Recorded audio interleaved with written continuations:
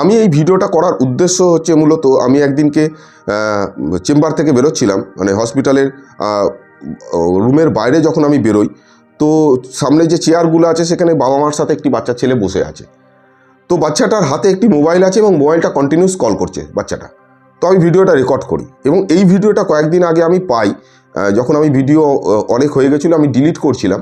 তো ভিডিওটা দেখার পরেই আমার এই ভিডিওটা করার উদ্দেশ্য। এবং যখন আমি জিজ্ঞেস করি যে বাচ্চাটা মোবাইল দেখছে, ও পরপর এইভাবে কন্টিনিউ নিজে নিজে আর কি স্ক্রলগুলো করতে পারে, তো তার মা বলে যে আমার বাচ্চা কিন্তু খুব বুদ্ধিমান এবং সে সব পারে, সে মোবাইল খুলতে পারে, মোবাইলেতে ফোন আসলে কারোর সে ধরতে পারে, সে নেট অন করতে পারে, সে ইউটিউব খুলতে পারে এবং সে এই ধরনের ভিডিওগুলো স্ক্রল করতে পারে, সে সব কিছু পারে এগুলো মোটামুটি।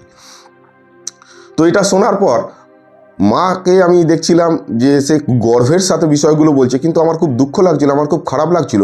এটা তার ইন্টেলিজেন্সির কোনো প্রমাণ নয় এবং এটাকে ইন্টেলিজেন্সি বলা হয় না। অ্যাকচুয়ালি অ্যাপসগুলো এমনভাবে ডিজাইন করা হয় যাতে প্রত্যেকটা বাচ্চা খুব ইজিলি তাকে অ্যাক্সেস করতে পারে, এমনকি আমরাও তাকে ইজিলি অ্যাক্সেস করতে পারি। এবং এটা কোনো রকম বুদ্ধিমত্তার পরিচয় না। যারা এটা তৈরি করছে তারা অ্যাকচুয়ালি বুদ্ধিমান, তারা আমাকে বা আপনাকে স্টাডি করছে এবং সেই অনুযায়ী তৈরি করছে। তো একটা বাচ্চার মধ্যে সাধারণত অ্যাডিকশান হয়ে যাওয়াটা খুব স্বাভাবিক ব্যাপার। এখানে আমাদের মনোযোগ আগের থেকে অনেক অংশ কমে গেছে। আপনি যদি ভালো করে লক্ষ্য রাখেন, দেখবেন যে আপনার বাড়ির শিশুটার মধ্যে একটা রাগের অন্যরকম মাত্রা তৈরি হয়েছে, তার তর্কর অন্যরকম মাত্রা তৈরি হয়েছে এবং এই বিষয়টা অনেক সময় বাড়তে পারে। যখন এটা বাড়ে, তর্ক করা,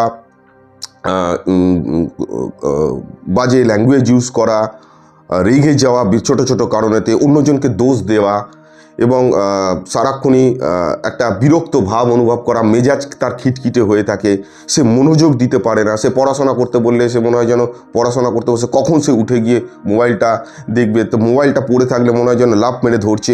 তো এই যে চিন্তাভাবনাগুলো, এই যে অনুভূতিগুলোর পরিবর্তন হয়েছে, আপনি কখনো চিন্তা করে দেখেছেন যে এই অনুভূতিগুলো কিন্তু অ্যাকচুয়ালি আগে ছিল না, এখন আমাদের মধ্যে আস্তে আস্তে আস্তে আস্তে বাড়ছে, প্রত্যেকের মধ্যে, শিশু থেকে বড় পর্যন্ত সবার মধ্যে। তো আজকের আলোচনাটা এটা নিয়েই এবং এখানেতে মূলত আমরা যে বিষয়টা জানবো সেটা হচ্ছে অ্যাটেনশান, মনোযোগ, ধৈর্য। এখন জানি না এই ভিডিওটা দেখার জন্য আপনার মনোযোগ কতটা থাকবে, আই ডোন্ট নো। তো আসুন আমরা আলোচনাটা শুরু করি এবং জানি যে আমরা আমাদের বাচ্চাদের মধ্যে যদি এই ধরনের সমস্যা হয় তাহলে কী করতে পারি। প্রথমত বিষয় হচ্ছে যে আপনি যদি তাকে মারেন, বকেন, চিৎকার করেন, সেখান থেকে কোনোভাবেই মোবাইল থেকে আপনি তাকে দূরে সরাতে পারবেন না। এগুলো যদি করে সম্ভব হতো তাহলে কিন্তু এতদিনে আপনি তাকে সরিয়ে ফেলতেন, কিন্তু দ্যাট ইজ নট পসিবল। তাহলে আমরা কি করতে পারি? কয়েকটি ক্ষেত্রে আমি দেখেছি যে বাচ্চা 3 বছর, 3.5 বছর, 4 বছর বয়স হয়েছে এবং হঠাৎ করে দেখা যাচ্ছে যে তার কথা বলাটা বন্ধ করে দিয়েছে এবং সে কথা বলতে বলতে এখন আর কথা বলে না, অথবা কথা বললেও খুব প্রয়োজনীয়টুকুনি কথাটা বলে, যেটুকুনি বলে, অথবা ইঙ্গিত করে দেখায়। এরম ধরনের বহু কেস দেখেছি এবং এই কেসগুলোতে দেখা যায় যে যখন তাদেরকে বলা হয় যে মোবাইলটা বন্ধ করে দিতে, ইউজ করা, তো প্রথম দিকে প্রবলেম হয় তাদের, কিন্তু তারপরে দেখা যায় যে ধীরে ধীরে আবার কথা বলাটা রিটার্ন করে, চলে আসে এবং তারা যখন সোশ্যালাইজেশান মানে পরিবেশেতে যায়, অন্য বাচ্চাদের সঙ্গে কথা বলে, স্কুলে যায়, বাড়িতে কথা বলে, কিন্তু মোবাইলটা যখন ইউজ করে না তখন দেখা যায় যে আবার কথা বলাটা স্টার্ট করে, নিড অনুভব করে, প্রয়োজন অনুভব করে। এখন মুশকিল হচ্ছে যে এটা কেন হয়? এটা হওয়ার পেছনে কারণ হচ্ছে মোবাইল হচ্ছে ওয়ান সাইড কমিউনিকেটার, মানে একদিক থেকে বলছে আর আমি মুখ বন্ধ করে সেটা জাস্ট শুনছি। সেখানটাতে আমার মস্তিষ্ক মনে করে যে আমার কথা বলার প্রয়োজনই নেই এবং এই ধরনের আমাদের একটা আশ্চর্যজনক পরিবর্তন দেখা যায়। অ্যাকচুয়ালি আমাদের মস্তিষ্ক না খুব শর্টকাটে আনন্দ পাওয়ার একটা প্রবণতা রাখে। আপনাকে যদি আপনার শিশুর এই পরিবর্তনটা করতে হয় তাহলে পুরো বিষয়টা খুব ভালো করে মনোযোগ দিয়ে শুনতে হবে। যদি মনোযোগ দিয়ে না শোনেন আপনি পরিবর্তনটা করতে পারবেন না, কারণ এটা এমন নয় যেটা আপনার ভিটামিনের অভাব হয়েছে, আপনি প্রতিদিনে 1 ঢাকনা করে ভিটামিন খাচ্ছেন এবং আপনার ভিটামিন বেড়ে গেল, আপনার সমস্যা কমে গেল, এই বিষয়টা তেমন না। আপনাকে বুঝতে হবে যে এই ধরনের প্রবলেম কেন হয়। প্রবলেমটা যদি বুঝতে পারেন কেন হচ্ছে, তবেই তার সলিউশন আপনি খুঁজতে পারবেন, আদারওয়াইজ পারবেন না। অ্যাকচুয়ালি হয় কি, আমাদের মধ্যে দেখবেন, লক্ষ্য রাখবেন, আমরা এখন লং ভিডিও আর দেখি না, শর্ট ভিডিওর দিকে বেশি দেখি। তার কারণ কি? আমাদের মস্তিষ্ক খুব শর্টকাট খোঁজার চেষ্টা করে, শর্টকাটে আনন্দ পাওয়ার চেষ্টা করে। দেখুন, মূলত আনন্দ পেতে গেলে আমাদের মূলত কি করতে হয়, যে কোনো একটা কাজ করতে হয়, কোনো একটা সাকসেস হতে হয়, কোনো একটা জিনিস কিনলাম, কোনো একটা জিনিস খেলাম, তবে আমরা আনন্দ পাই, অর্থাৎ কোনো একটা কাজ করার পরে আমরা আনন্দ পাই। কিন্তু এক্ষেত্রে দেখা যাচ্ছে যে শুধুমাত্র মোবাইল স্ক্রল করেই আমাদের মধ্যে একটা আনন্দ দেখা যায়, আমরা ফিল করি, একটা হ্যাপিনেস ফিল করি। অ্যাকচুয়ালি হয় কি, আমাদের মস্তিষ্কের যে ভিটিএ অংশ আছে, ভিটিএ অংশ মানে ভেন্ট্রাল ট্যাগমেন্টাল এরিয়া, এই ভিটিএ অংশতে আপনি যতবার আনন্দ পাবেন, মজা পাবেন, এই ভিটিএ অংশতে কি হয়, আমাদের ডোপামিনটা সিক্রেশন হয়, অল্প মাত্রায় হয় কিন্তু সিক্রেশন হয়, এবং সেখানের মধ্যে একটা চেঞ্জেস দেখা যায়। এবং এটা যত বারবার ঘটে তত আমাদের মধ্যে একটা অ্যাডিকশান তৈরি হয়ে যায়, পরবর্তী আনন্দটা আমরা কখন পাবো। এবং অনিশ্চয়তার জন্য আমরা কি করি, বারবার স্ক্রোল করি। বারবার স্ক্রোলটা কেন করি, আমরা ভাবি যে এর পরে একটা খুব আনন্দদায়ক ভিডিও আসবে, অথবা একটা নিউজ আসবে, অথবা আমার মনের মতো বিষয়টা আসবে, এবং যার ফলে একটা অনিশ্চয়তা তৈরি হয়। আমরা বারবার স্ক্রল করতে শুরু করি এবং আমরা সেই লুপের মধ্যে ঢুকে যাই। আমরা কিন্তু সেটা বড় ভিডিওর ক্ষেত্রে হয় না। বড় ভিডিওতে অনেকগুলো বিষয় শুনতে হয়, অনেকক্ষণ ধরে শুনতে হয়। তো আমাদের মধ্যে যেহেতু ধৈর্য বর্তমানে কমে গেছে, তো সুতরাং আমরা সেটা দেখতে খুব একটা বেশি পছন্দ করি না। আমরা চাই না যে নিজেদেরকে বোর ফিলিং করব। অ্যাকচুয়ালি 1930 সালে বিখ্যাত মনোরোগ বিশেষজ্ঞ, উনি হচ্ছেন বিএফ স্কিনার। উনি একটি টেস্ট করেন যাকে বলা হয় স্কিনার বক্স টেস্ট, তো এক্সপেরিমেন্ট। তো ওই এক্সপেরিমেন্টেতে উনি ইঁদুর নিয়ে টেস্ট করেন। একটি ইঁদুরকে একটি বক্সের মধ্যে রাখা হয় এবং সেখানে একটি লিভার দেওয়া হয়। এখন ইঁদুরটি লিভার সম্পর্কে কিছু জানে না, এবং লিভারটি এমনভাবে ফিট করা হয় যাতে লিভারটিতে চাপ দিলেই খাদ্য আসবে। ইঁদুরটি ঘুরতে থাকে, ইঁদুরটিকে খেতে দেওয়া হয় না, ইঁদুরটি কন্টিনিউ ঘুরতে থাকে। সেখানে লিভারে যেই চাপ পড়ে খাবার আসে, সে খায়, কিন্তু বুঝতে পারে না যে কীভাবে খাবারটা এলো। এইভাবে ঘুরতে ঘুরতে আবার সেই লিভারের মধ্যে চাপ পড়ে, আবার খাবার আসে, আবার খায়। কন্টিনিউ বেশ কিছুবার এইভাবে হওয়ার পরে সে বুঝতে পারে যে লিভারেতে চাপ দিলে খাবার বেরোচ্ছে। সে কন্টিনিউ লিভারটা চিপতে থাকে, খাবার বেরোয়, সে খায় এবং নিজের মতো শুয়ে পড়ছে, ঘুরে বেড়াচ্ছে, এটা করছে, কিন্তু বারবার লিভার সাইজ টিপছে না। কিন্তু যখন স্কিনার এই পদ্ধতিটাকে পরিবর্তন করলো, অর্থাৎ একবার টিপলেই যে খাবার বেরোচ্ছিল এটাকে পরিবর্তন করে একবার টিপলেও বেরোতে পারে, 3 বারেও বেরোতে পারে, 5 বারেও বেরোতে পারে, 10 বারেও বেরোতে পারে। বিষয়টা যখন এইভাবে পরিবর্তন করে দিল, তখন দেখা যাচ্ছে ইঁদুরটা কন্টিনিউ সেই লিভারটাকে টিপে যাচ্ছে। অনিশ্চয়তা এখানে মূল কারণ। অর্থাৎ একজন লটারি কাটে যে, সে দেখবেন যে, বা জুয়া খেলে যে, সে ভাবে যে আমি এইবারে লাগেনি, পরের বারে লাগবো। এই যে ব্রেনের মধ্যে পরিবর্তন, এই যে অনিশ্চয়তা, এই যে আশার একটা ভাবনা, এর থেকে কি হয়, আমাদের ওই ছোট ভিডিওগুলো দেখার একটা প্রবণতা চলে আসে। এবং একটি শিশু প্রধানত ছোটোবেলা থেকে যখন বড় হয়ে ওঠে তখন সে অবজারভেশন করে। অবজারভেশন কাকে করে? তার বাবা মাকে অবজারভেশন করে। এখন তার প্রত্যেকটা বিহেভিয়ারকে কিন্তু সে নোট করার চেষ্টা করে। আপনি যদি দেখেন একটি বাচ্চাটি তার মায়ের পেছন পেছন ঘুরে বেড়ায় এবং মা যা যা করে বাচ্চাটি তাই করে, কিন্তু শিশুটির কিন্তু বয়স হয়নি সেই ধরনের কাজগুলো করা, বাট হি ট্রাই। মা যদি ঘর ঝাঁট দেয়, সেও চেষ্টা করে যে ঝাড়ুটা নিয়ে ঘর ঝাঁট দেবে, ঝাঁটাটা নিয়ে ঘর ঝাঁট দেবে, কিন্তু তার দ্বারা এটা সম্ভব নয়। কিন্তু বিষয় সেটা নয়, বিষয়টা হচ্ছে যে বাচ্চাটা সেটাকে ফলো করে।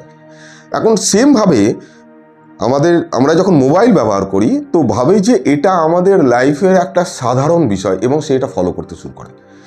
এবং বর্তমানেতে মোবাইল ব্যবহার করানো বাচ্চাকে একটা কঠিন বিষয়। আপনি তাকে মেরে ধরে বা হাত থেকে সরিয়ে রাখলে হবে না, তার মাথাতে কিন্তু কন্টিনিউ ঘুরতে থাকবে।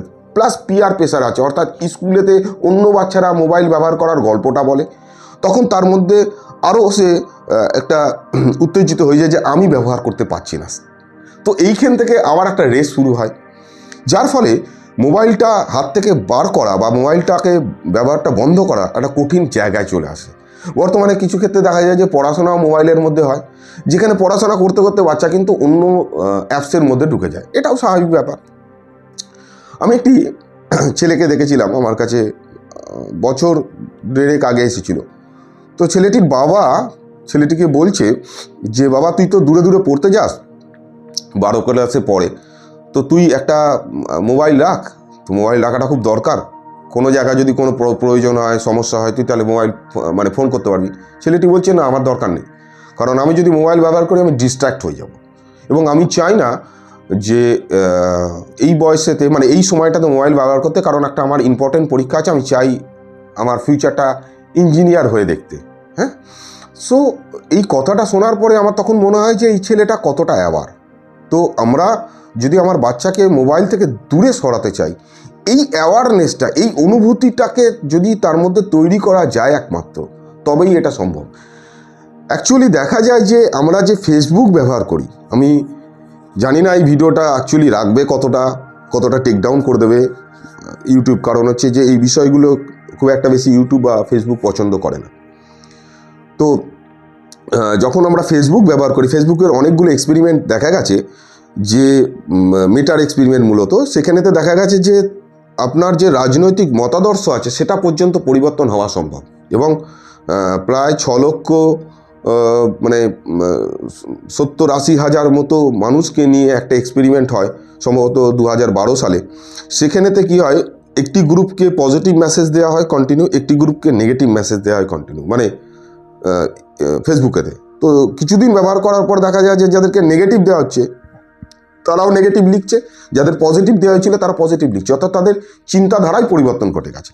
এবং এটাও দেখা যায় যে প্রত্যেক 3 জন বাচ্চার মধ্যে, বিশেষ করে মেয়েদের মধ্যে, এটা ঢুকিয়ে দেওয়া হয় যে তোমাকে দেখতে ভালো নয়, বা আনসার্টেনিটি ঢুকিয়ে দেওয়া হয়, সে কনফিডেন্স যাতে তাকে লুজ করে, এই ধরনের কিছু বিষয় ঢোকানো হয় যাতে তার মধ্যে উদ্বিগ্নতা বাড়ে। আর উদ্বিগ্নতা যত বাড়বে ব্যবসা তত ভালো হবে।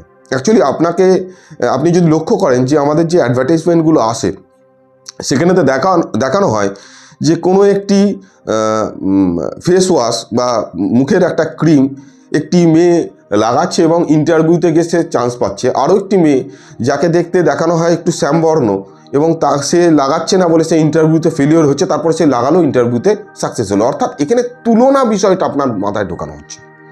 তো যখন তুলনা বিষয়টা ঢোকানো হচ্ছে আপনি কিন্তু হতাশার মধ্যে পড়ে যাচ্ছেন, এবং হতাশা যখন আপনার থাকছে তখন কিন্তু আপনি ওটাকে ব্যবহার করতে বাধ্য হচ্ছেন। সেম জিনিস, অর্থাৎ এই ধরনের অ্যাপসগুলো মূলত আপনাকে অল টাইম এমন ধরনের নিউজ প্রেজেন্ট করবে, এমন ধরনের বিষয় প্রেজেন্ট করবে যেখানেতে আপনার মধ্যে হতাশা তৈরি হবে, যেখানেতে আপনার মধ্যে একটা রাগ তৈরি হবে, যাতে আপনি সেই মোবাইলের অ্যাপসটা বারবার দেখেন। ফোমো, মানে কোনো একটা জিনিস মনে হচ্ছে যেন মিস হয়ে যাচ্ছে, বারবার আপনি খুলে তাকে দেখার চেষ্টা করছেন।